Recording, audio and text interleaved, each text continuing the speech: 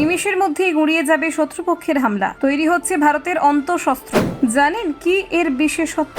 আকাশে ঢাল আর মাটিতে শক্তি। এবার ভারতীয় সেনার হাতে এলো অন্তঃশস্ত্র। বলতে গেলে ভারতীয় সেনার নতুন রক্ষা কবচ। উন্মোচিত হয়ে গেল অন্তঃশস্ত্র ক্ষেপণাস্ত্র ব্যবস্থা। যুদ্ধক্ষেত্রে এটাই হবে ভারতের গেম চেঞ্জার। অন্তঃশস্ত্রেই মিলবে আকাশ আক্রমণের জবাব। ট্যাঙ্ক, কামান, সৈনিক, এবার আকাশ সামলার ভয়হীন অগ্রযাত্রা হবে ভারতে। শত্রুর বিমান, ড্রোন মুহূর্তে গুড়িয়ে দেবে এই অন্তঃশস্ত্র। সেনাদের মুকুটে নয়া পালক।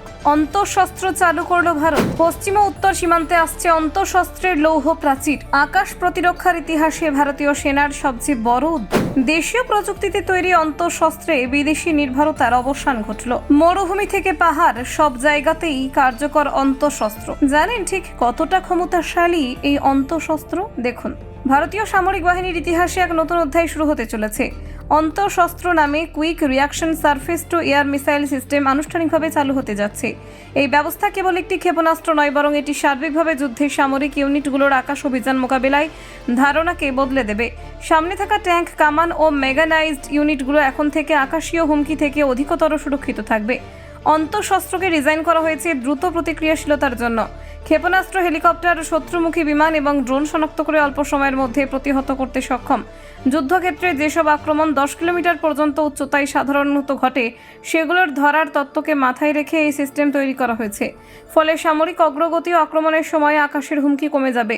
প্রকল্প অনুযায়ী মোট 9টি ইউনিটে ক্রমাগত কাজ হবে এবং প্রতিটি ইউনিটে মোট 36টি মিসাইল ও 36টি রাডার সিস্টেম স্থাপন করা হবে।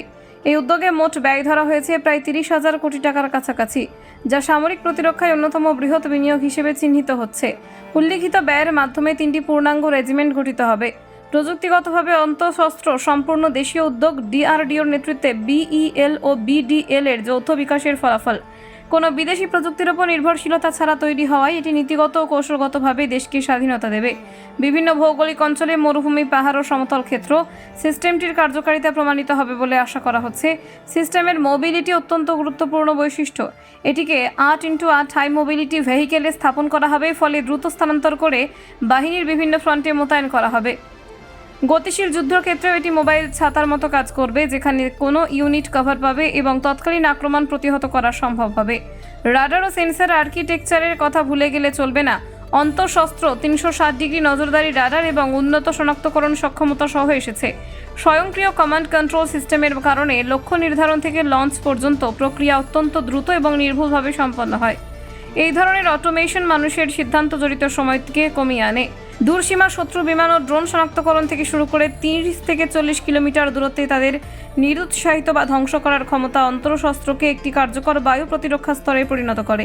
এটি সমর্থন ইউনিটগুলোর জন্য কার্যকর শত্রু চোখ এবং প্রতিরোধের স্তম্ভ হিসেবে কাজ করবে। রণনীতিক দিক থেকে এই ব্যবস্থা সামনের লাইনগুলোর উপর আকাশ থেকে হওয়া হঠাৎ আক্রমণের ঝুঁকি কমিয়ে আনবে।